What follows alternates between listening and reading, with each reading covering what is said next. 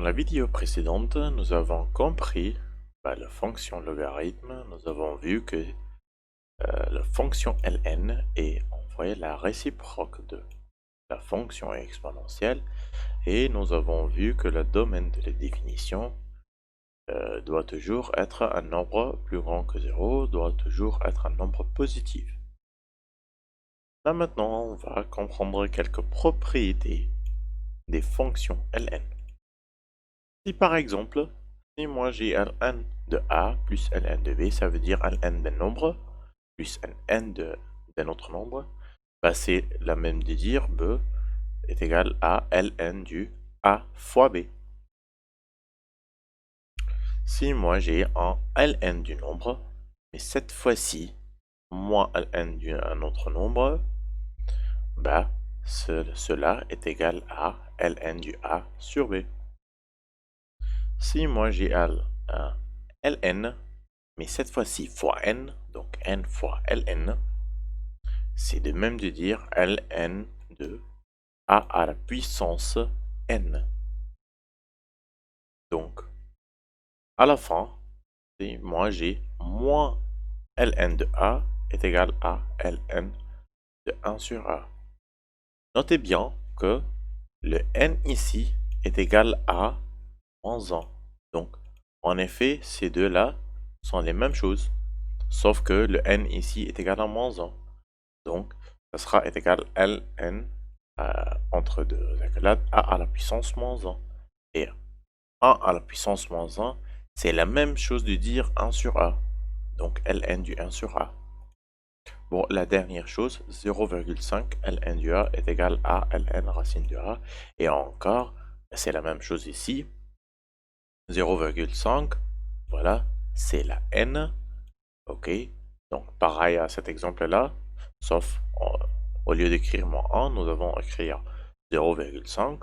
Donc 0,5 ln de a est égal à ln de a à la puissance 0,5. Et a à la puissance 0,5, c'est la même chose de dire racine de a. Bon, je vous invite de essayer de faire par exemple ln de 2 plus ln de 2 et vous voir le résultat et puis voir ln de entre deux accolades 2 fois 2 et pareil ln de moins 2 ln de 2 moins ln de 2 et puis vous essayez de faire ln du 2 sur 2, donc ln du 1. Vous essayez de faire de changer le a et le b avec des nombres et essayer ces propriétés. Et là, vous allez bien comprendre ces propriétés. Bon. On va faire la démonstration de le premier exemple. Et en effet, si on a essayé de faire la démonstration, on va voir toujours que ces résultats sont adéquats. Par exemple, prenons la première. Bon, on veut démontrer que ln de a plus ln de b est égal à ln de a fois b. Donc moi je vais commencer avec du ln de a fois b. Bon, ln du fois a fois b, c'est égal à quoi? Si moi je vais changer le a avec ln du exponentiel du a, ça sera en effet la même chose. C'est comme nous avons dit ici. Ici, moi, j'ai voilà. Exponentielle du ln de b, le e et le n, le 2 vont s'annuler, donc ça être la b. Bon, c'est ça, ce que moi je fais ici. Bon, ln du, au lieu d'écrire a fois b, j'écris exponentielle ln du a fois exponentielle ln du b. Bon, voilà, j'ai écrit. Et on sait les propriétés de exponentielle, un nombre, par exemple exponentielle de a fois exponentielle de b, c'est égal à exponentielle du a plus b. On a expliqué ça dans un vidéo précédente. Bon, voyons ici. Comme moi j'ai exponentielle du a fois exponentielle du b, bah, c'est la même chose, c'est exponentielle de a plus b.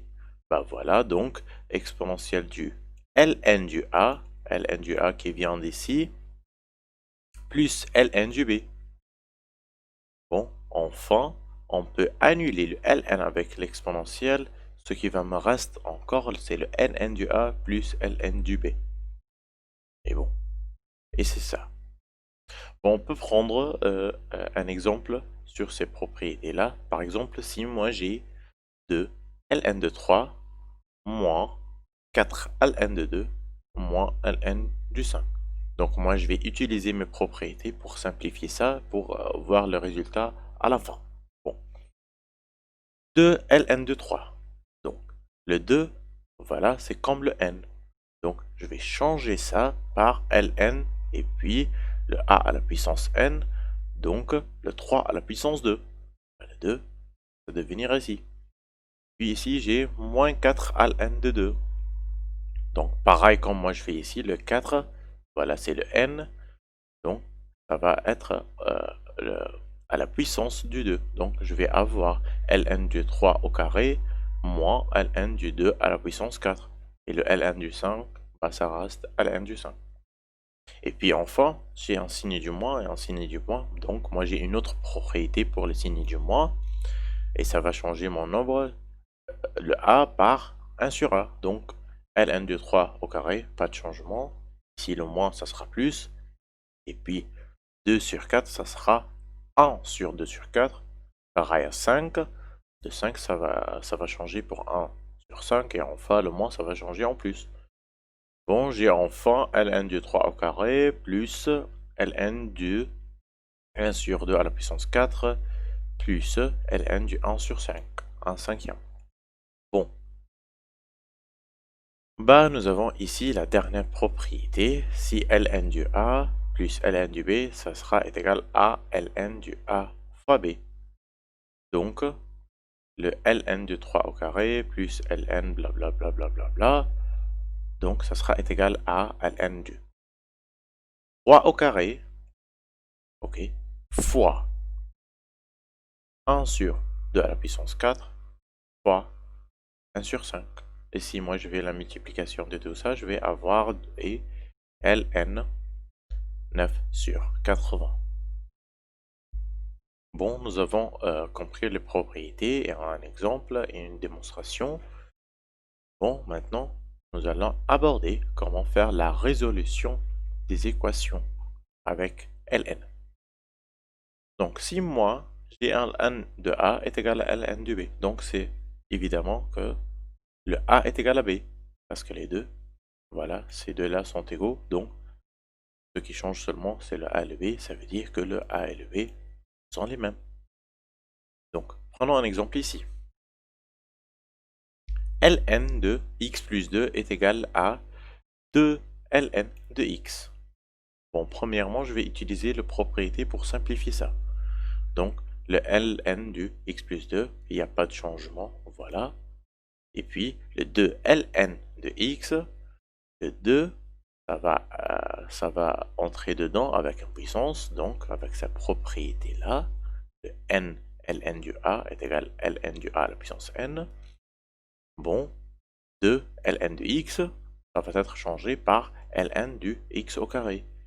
Et puis, bah, j'ai un ln et ln des deux côtés, je peux barrer les deux ensemble, ou bien ce qu'on fait mathématiquement, quand je vais faire un exponentiel de ce côté-là, et exponentiel encore de ce côté-là, et quand moi j'ai un exponentiel de ln, les deux vont s'annuler, et exponentiel de ln de l'autre côté vont s'annuler.